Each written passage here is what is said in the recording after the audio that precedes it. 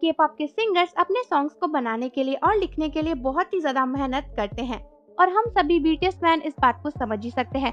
लेकिन क्या आप जानते हैं कि रिसेंटली के पॉप की बहुत ही फेमस सिंगर आयु के ऊपर काफी सारे इल्जाम लगाए जा रहे हैं। और दोस्तों, शॉकिंग बात तो ये है कि आयु के ये इल्जाम पुलिस स्टेशन तक भी पहुंच चुके हैं, जो कि आयु को जेल भिजवा सकते हैं।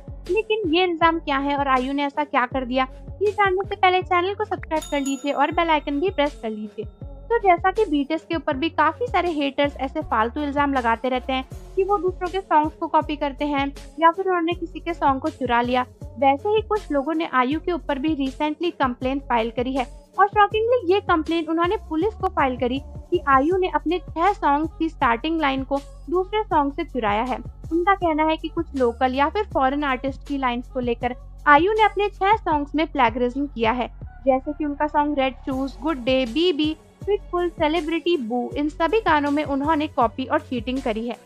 और दोस्तों, अगर ये सारे इल्जाम सच निकले तो आयु को जेल भी जाना पड़ सकता है, क्योंकि कुछ वक्त पहले भी उनके ऊपर ऐसे इल्जाम लगाए गए थे।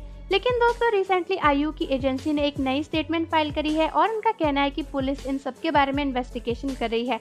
शॉकिंग बात तो ये है कि जिसने भी इस स्टेटमेंट को फाइल किया उसने सॉन्ग राइटर्स और प्रोड्यूसर्स के ऊपर क्लेम नहीं किया, बल्कि सिर्फ और सिर्फ आयु के ऊपर क्लेम किया, जिससे पता चलता है कि उनका निशाना आयु थी, ना कि सॉन्ग्स। क्योंकि अगर कोई सच में सॉन्ग्स की चोरी को ही रिपोर्ट करना चाहता तो वो कंपनी के ऊपर कंप्लेंट फाइल करता या फिर सॉन्ग्स बनाने या फिर लिखने वालों के ऊपर फाइल करता, आखिर गाने वालों के ऊपर क्यों?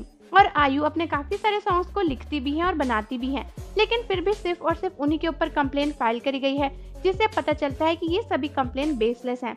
इसके साथ साथ उनकी एंटरटेनमेंट और उनकी कंपनी ने पूरे तरीके से डिनाई कर दिया है और बोला है कि ये सभी जो एक्विजिशंस हैं वो पूरे तरीके से ग्राउंडलेस हैं और आयु ने किसी भी सॉन्ग को नहीं चुराया है।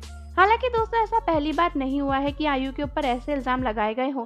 कुछ महीने पहले भी आयु के ऊपर इस तरीके के इल्जाम लगाए गए थे और उसके बाद उनकी एजेंसी ने साफ साफ कहा था कि अगर आगे चलकर किसी ने आयु के साथ ऐसा करने की कोशिश करी तो उसको जेल तक जाना पड़ सकता है।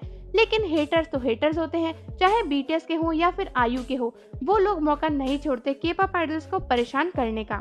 और इसी तरीके से भी आयु को लेकर काफी सारी कंट्रोवर्सी चल रही है, क्योंकि उनके ऊपर ऐसे इल्जाम लगाए जा रहे हैं। ऐसे में आयु के जो प्रोड्यूसर्स हैं और सॉन्ग राइटर्स हैं, उन्होंने भी आयु का सपोर्ट किया और आगे आकर बोला कि आयु ने किसी का भी गाना कॉपी नहीं किया है और अगर कोई कंप्लेन करना चाहता है तो उसे एंटरटेनमेंट कंपनी के ऊपर करनी चाहिए, ना कि आयु का नाम खराब करना चाहिए।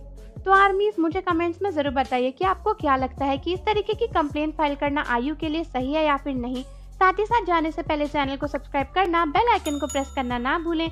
मिलते हैं आपसे अगली वीडियो के साथ।